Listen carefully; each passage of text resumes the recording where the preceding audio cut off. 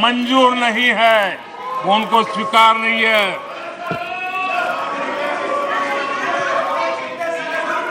आदरणीय अध्यक्ष जी,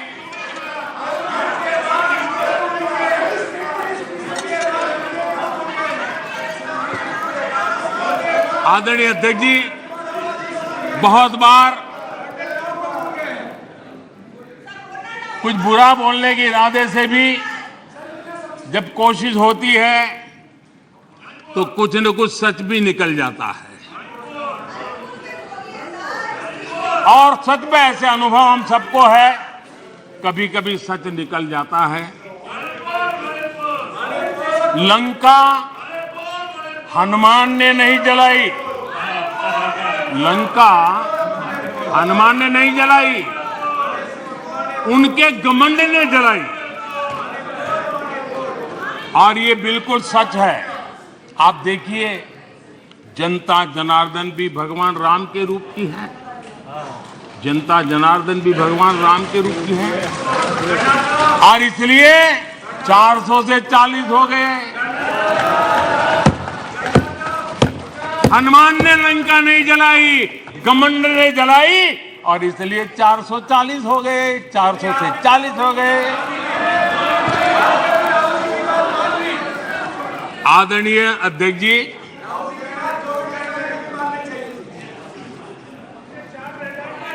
सच्चाई तो ये है, देश की जनता ने 2-2 बार 30 साल के बाद पूर्ण बहुमत की सरकार चुनी, लेकिन गरीब का बेटा यहां कैसे बैठा?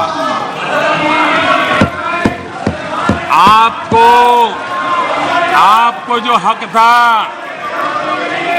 आप अपनी पारिवारिक पीढ़ी मानते थे, वो यहां कैसे बैठ गया? ये चुभन अभी भी आपको परेशान कर रही है, आपको सोने नहीं देती है, और देश की जनता भी आपको सोने नहीं देगी, 2024 में भी सोने नहीं देगी। आदरणीय अध्यक्ष जी, कभी इनके जन्मदिन पर हवाई जहाज में केक काटे जाते थे, कभी इनके जन्मदिन पर हवाई जहाज में केक काटे जाते थे, आज उस हवाई जहाज में गरीब के लिए वैक्सीन जाता है। ये फर्क है। आदरणीय अध्यक्ष जी, एक जमाना था, कभी ड्राई क्लीन के लिए कपड़े हवाई जहाज से आते थे, आज गरीब हवाई चप्पल वाला हवाई जहाज में उड़ रहा है। आदरणीय अध्यक्ष जी, कभी छुट्टी मनाने के लिए, मौज मस्ती करने के लिए नौसेना के युद्धपोत मंगवा लेते थे, नौसेना के युद्धपोत मंगवा लेते थे मौज मस्ती के लिए। आज उसी नौसेना के जहाज दूर देशों में फंसे भारतीयों को अपने घर लाने के लिए, गरीबों को अपने घर लाने के लिए उपयोग में आते हैं। आदरणीय अध्यक्ष जी, जो लोग आचार व्यवहार चाल चरित्र से राजा बन गए हो, आधुनिक राजा के रूप में ही जिनका दिमाग काम करता हो, उन्हें गरीब का बेटा यहां होने से परेशानी होनी है। आखिर ये नामदार लोग हैं और ये कामदार लोग हैं। आदरणीय अध्यक्ष जी, कुछ बातें बहुत ही समय पर मुझे कहने का अवसर मिलता है। बहुत सी बातें ऐसी होती है, इत्तेफाक देखिए, ये कोई मैं तो तय करके बैठता नहीं हूं, लेकिन इत्तेफाक देखिए कल यहां दिल से बात करने की बात भी कही गई थी।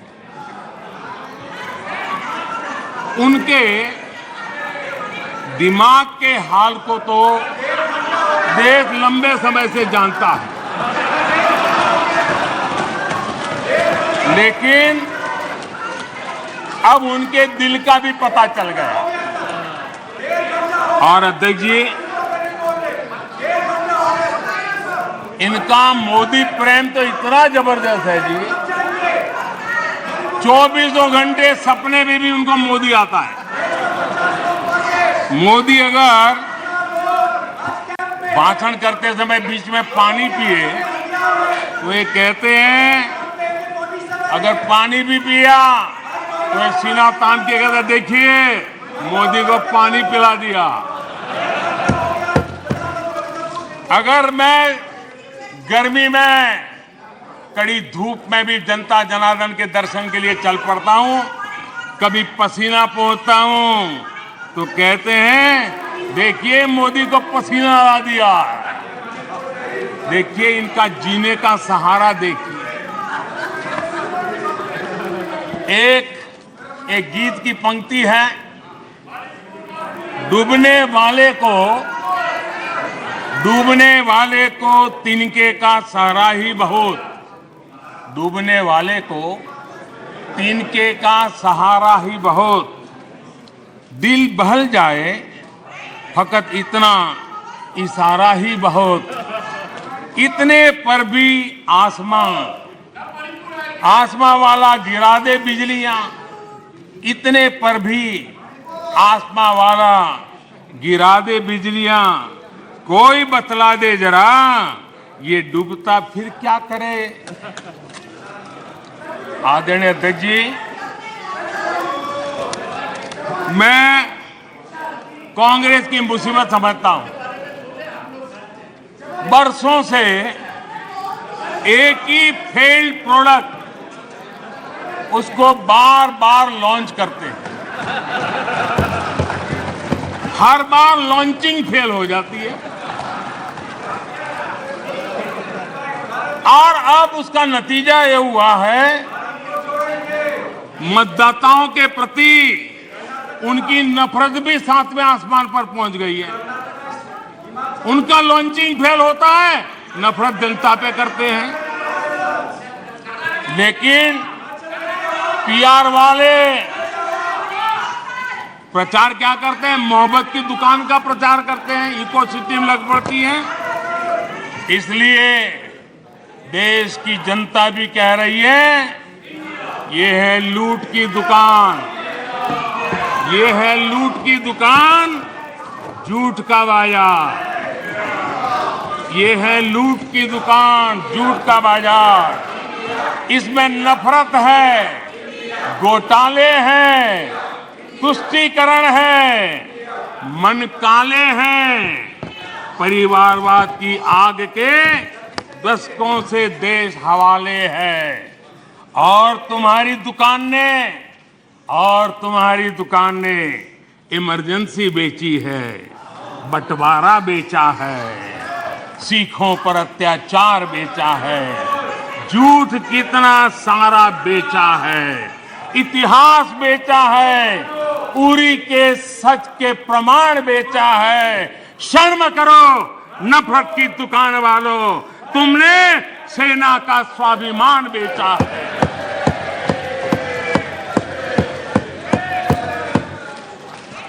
आदरणीय अध्यक्ष जी, हम तो यहां बैठे हुए काफी लोग गांव गरीब वाली पृष्ठभूमि से हैं।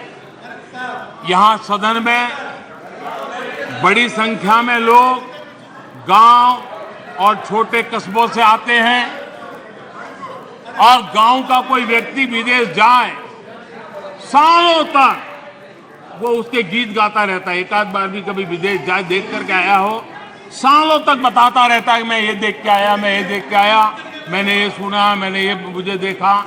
स्वाभाविक है, गांव का व्यक्ति जितने बेचारे ने दिल्ली मुंबई भी न देखा हो और अमेरिका जाके आ जाए, यूरोप जाके आ जाए, तो वो वर्णन करता रहता है। जिन लोगों ने कभी गमले में मूली नहीं उगाई, जिन लोगों ने कभी गमले में मूली नहीं उगाई, वो खेतों को देखकर हैरान होने ही होने हैं।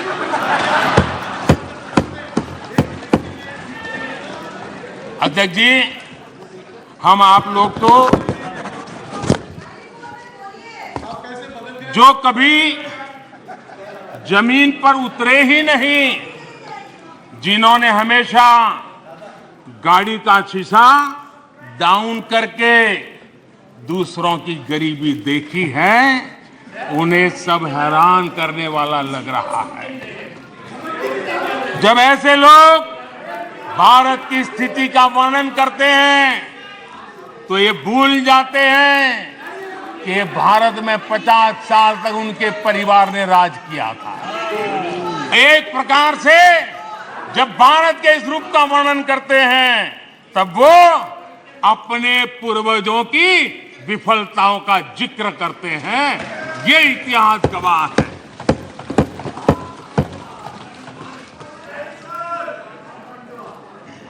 और इनकी दाल गलने वाली नहीं है, इसलिए नई नई दुकानें खोल करके बैठ जाते हैं। आदरणीय अध्यक्ष जी,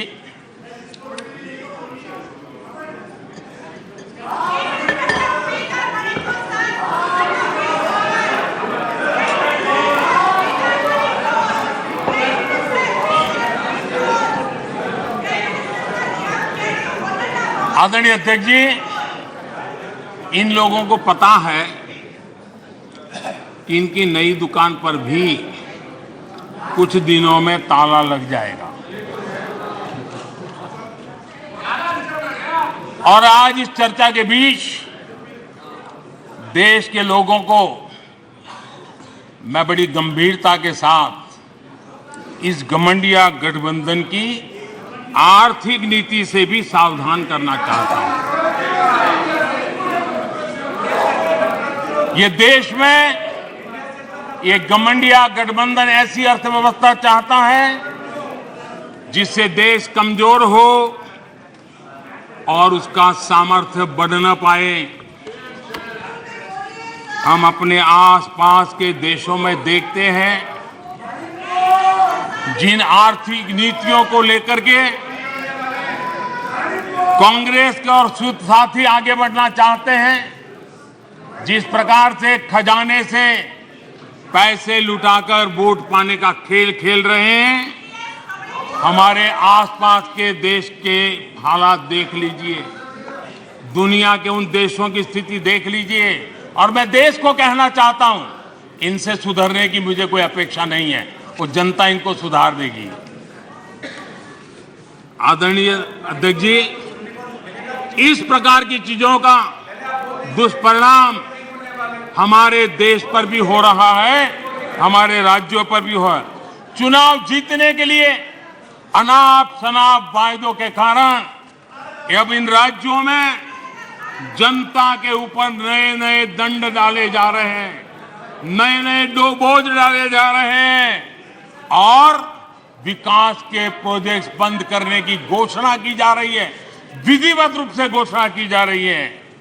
आदरणीय अध्यक्ष जी, ये घमंडिया गठबंधन की जो आर्थिक नीति है, उस आर्थिक नीतियों का मैं परिणाम साफ देख रहा हूं और इसलिए मैं देशवासियों को चेतावनी, देशवासियों को सत्य समझाना चाहता हूं। ये लोग, ये घमंडिया गठबंधन, ये लोग भारत के दिवालिया होने की गारंटी है, भारत के दिवालिया होने की गारंटी है।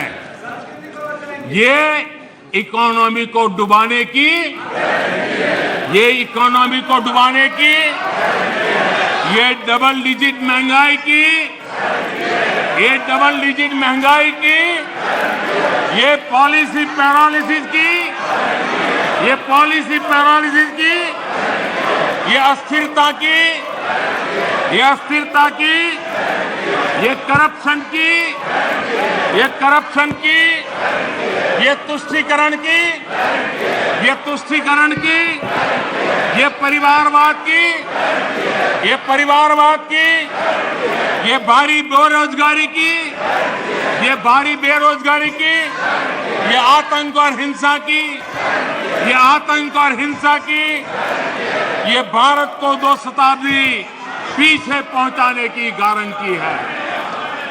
आदरणीय अध्यक्ष जी, ये कभी भारत को टॉप 3 अर्थव्यवस्था बनाने की गारंटी नहीं दे सकते।